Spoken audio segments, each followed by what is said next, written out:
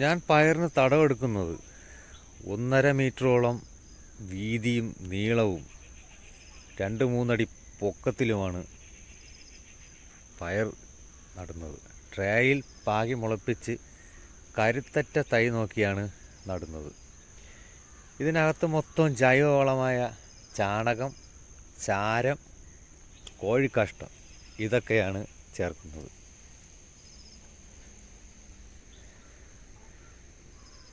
ഇതൊരു 10-20 മിനിറ്റ് എടുത്താണ് ഒരു ചുവട് വെട്ടി റെഡിയാക്കി എടുക്കുന്നത്. മിക്ക ആൾക്കാരും പയറിന് ചെറിയ തടവും അതിൽ കുറച്ച് ജൈവവളം ഇട്ടിട്ട് പറയും എനിക്ക് കായ്ക്കുന്നില്ല, പൂക്കുന്നില്ല എന്ന്. പയർ ചെടിക്ക് വേരോട്ടം കൂടുതലായിട്ട് ഓടിയാലേ നമുക്ക് കൂടുതൽ വിളവ് ലഭിക്കുള്ളൂ.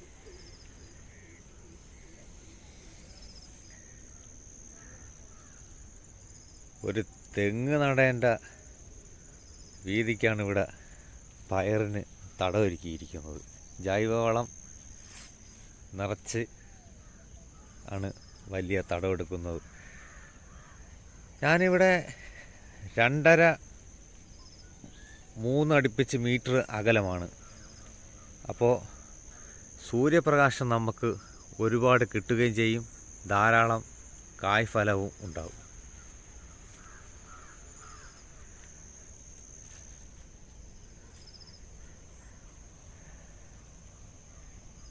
രാസവളവും മൈക്രോ ന്യൂട്രിയൻറ്റും വാങ്ങണ പൈസ ഉണ്ടെങ്കിൽ കപ്പലണ്ടിയും കടലയും വാങ്ങിച്ചു തിന്ന് നമുക്ക് ഉഷാറായിട്ട് പണിയെടുക്കാം.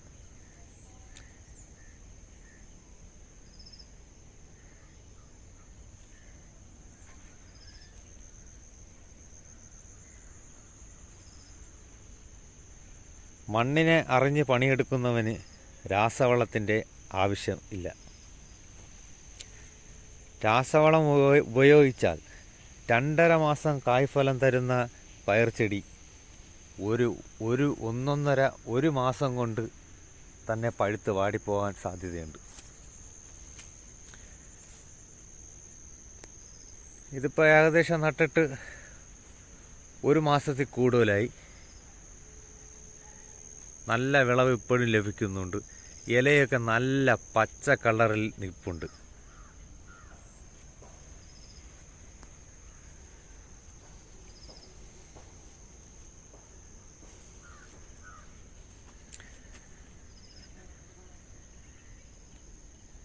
അപ്പോൾ വീഡിയോ ഇഷ്ടപ്പെട്ട എല്ലാ പ്രിയ സുഹൃത്തുക്കളും സബ്സ്ക്രൈബും ലൈക്കും കമൻറ്റും ചെയ്യണം കേട്ടോ. ഇത് കണ്ട ചാഴി വന്നിരുന്ന് പയറിൻ്റെ ജ്യൂസ് കുടിക്കുകയാണ്. പക്ഷേ നമ്മളെ പയറിന് അതൊന്നും ബാധകമല്ല.